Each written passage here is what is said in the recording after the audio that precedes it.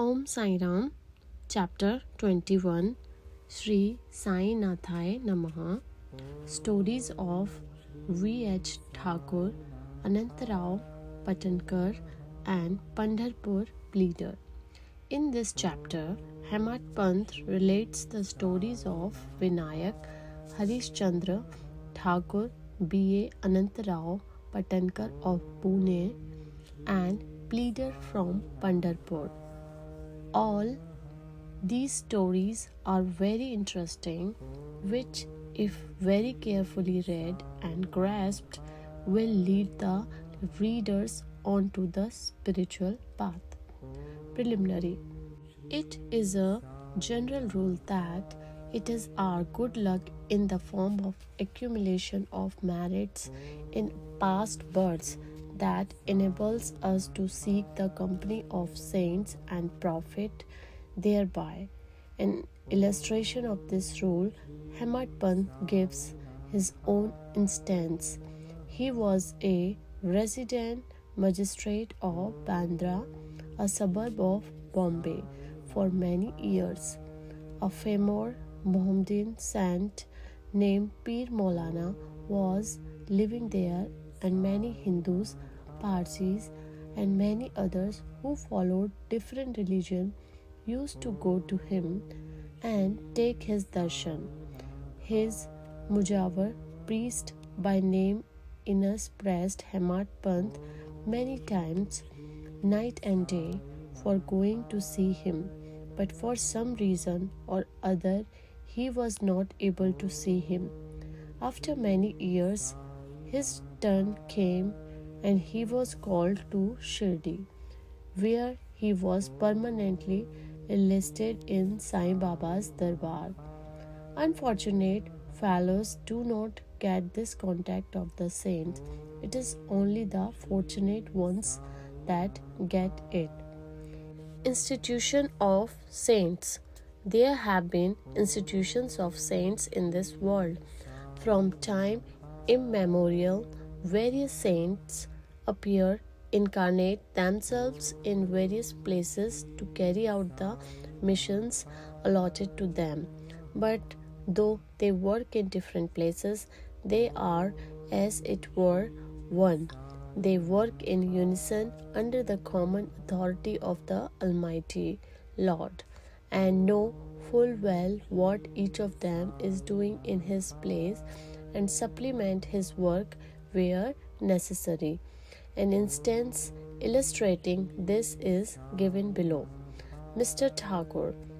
Mr. V.H. Thakur, B.A., was a clerk in the revenue department, and he once came to a town named Vadgaon near Belgaon, SM County, along with a survey party. There he saw a Kanarsi saint, Appa, and bowed before him.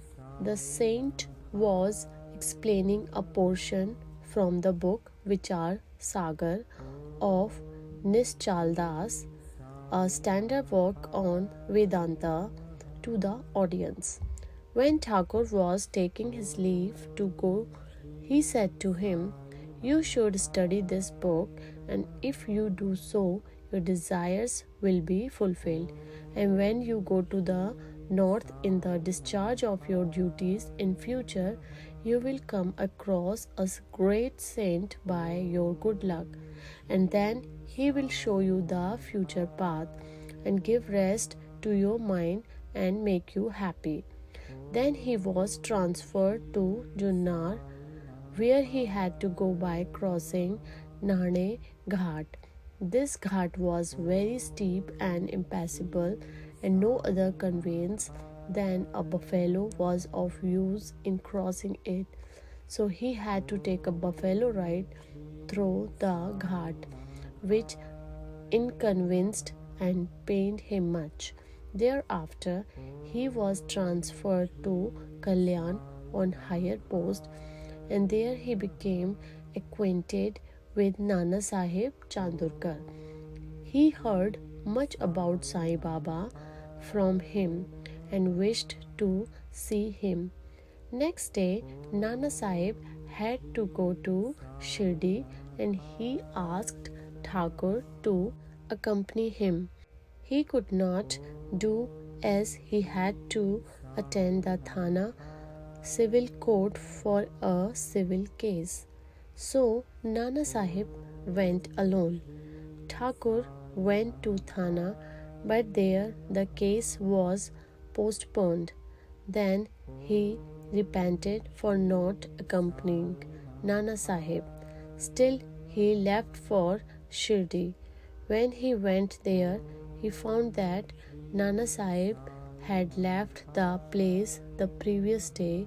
Some of his other friends whom he met there took him to Baba. He saw Baba, fell at his feet and was overjoyed. His eyes were full of tears of joy and his hair stood on end. Then after a while the omniscient Baba said to him, "The path of this place is not so easy as the teaching of the Kannada saint Appa, or even as the buffalo ride in the Nane Ghat. In this spiritual path, you have to put in your best exertion, as it is very difficult." When Thakur heard these significant signs and words, which none else than he knew, he was overwhelmed with joy. He came to know that the word of the Kannada saint had turned true. Then, joining both hands and placing his head on Baba's feet, he prayed that he should be accepted and blessed. Then Baba said, "What Appa told you was all right, but these things have to be practiced and lived.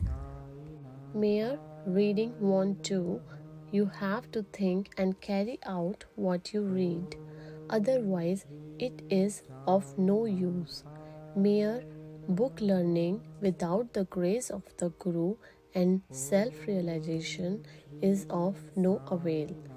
The theoretical portion was read from the work Vichar Sagar by Thakur, but the practical way was shown to him at Shirdi. Another story given below will bring out this truth more forcibly. Anantrao, Patankar. One gentleman from Pune by name Anantrao Patankar wished to see Baba. He came to Shirdi and took Baba's darshan. His eyes were appeased. He was much pleased. He fell at Baba's feet and after performing proper worship said to Baba, "I have read a lot, studied Vedas, Vedants and Upanishads and heard all the Puranas, but still I have not got any peace of mind. So I think that all my reading was useless. Simple, ignorant, devout persons are better than myself. Unless the mind becomes calm, all book learning is of no avail. I have heard from many people that you easily give peace of mind to so many people by your mere glance and playful word. So I have come here. Please take pity on me and bless me." Then Baba told him a parable which was as follows. Parable of 9 balls of stool, Navvidya Bhakti. Once a Saudagar merchant came here. Before him a mare passed her stool, 9 balls of stool. The merchant, intent on his quest, spread the end of his dhotar and gathered all the 9 balls in it. And thus he got concentration, peace of mind. Mr. Patankar could not make out the meaning of this story. So he asked Ganesh Damodar alias Dada Kelkar, "What does Baba mean by this?" He replied, "I too do not know all that Baba says and means, but at his inspiration, I say what I come to know. The mare is God's grace, and the 9 balls excreted are the 9 forms or types of bhakti. First, Shravan, hearing.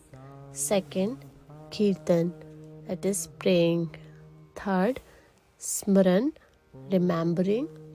Fourth, Padsevan, resorting to the feet. Fifth, Archana, that is worship. Sixth, Namaskara, that is bowing. Seventh, Dasya, means service. Eighth, Sakyatava, that is friendship. Ninth, Atmanivedana, surrender of the self. These are the 9 types of bhakti.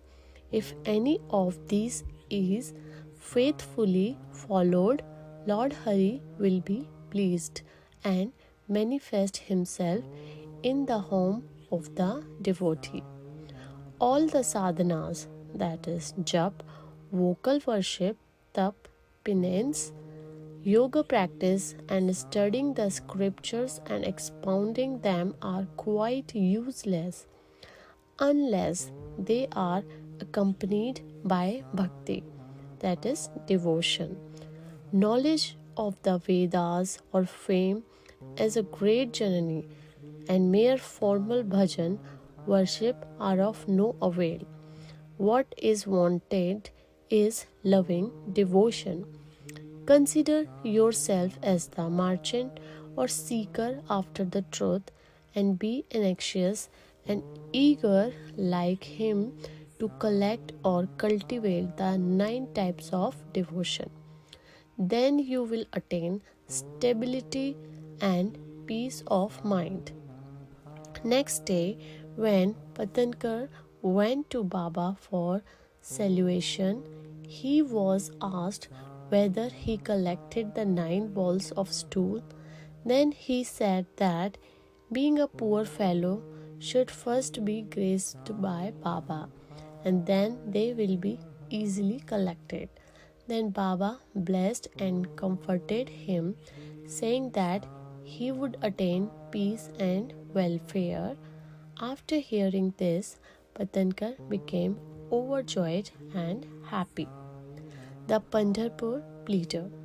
We shall close this chapter with short story showing Baba's omniscience and his using it for correcting people and setting them on the right path. Once a pleader from Pandharpur came to Shirdi, went to the masjid, saw Sai Baba, fell at his feet without being asked, offered some dakshina, and sat in a corner eager to hear the talk that was going on. Then Baba turned his face towards him and said, "How cunning the people are! They fall at the feet, offer dakshina, but inwardly give abuses behind the back.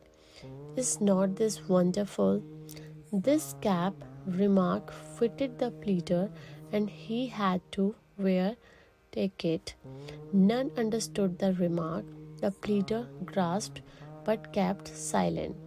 When they returned to the Vada, the pleader said to Kaka Sahib Dikshit, "What Baba remarked was perfectly right. The dart, that is, remark, was aimed at me. It was a hint to me that I should not indulge in reviling or scandalizing others, calling by names.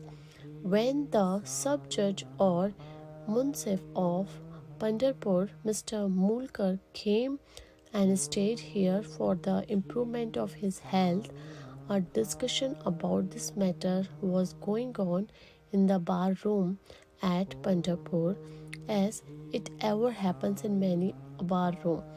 It was said or discussed there whether the ailments from which the sub-judge suffered were ever likely to be got rid of without medicines by merely going after Sai Baba, and whether it was proper for an educated man like the sub-judge to have recourse to such methods. The sub-judge was taken to ask, that is, he was criticized as also Sai Baba. I also took some part in this affair, and now Sai Baba showed the impropriety of my conduct.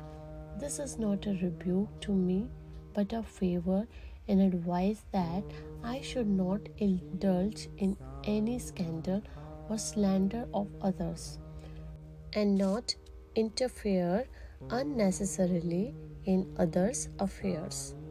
Shirdi is about 100 kos distant from Pandharpur. Still, Baba, by his omniscience, knew what transpired there in the bar room. The intervening places, rivers, jungles, and mountains, were not a bar to his all perceiving sight, and he could see or read the hearts of all. There was nothing secret or veiled from him. Everything far or near was plain and clear to him, as broad as daylight. Let a man be far or near, he cannot avoid the all-pervading gaze of Sai Baba. From this incident, the pleader took the lesson that he should never speak ill of others nor unnecessarily criticize them. This his evil tendency was completely got rid of, and he was set on the right path. Though the story refers to a pleader, still it is applicable to all. All should therefore take this lesson to heart and profit thereby. Sai Baba's greatness is unfathomable. So are his wonderful Leelas. His life is also such, for he is a Parabrahma, Lord, God incarnate. Om Namo Shri Sai Nathaya Namaha. End of chapter 21. Woe to Shri Sai. Peace be to all. Om Sai Ram.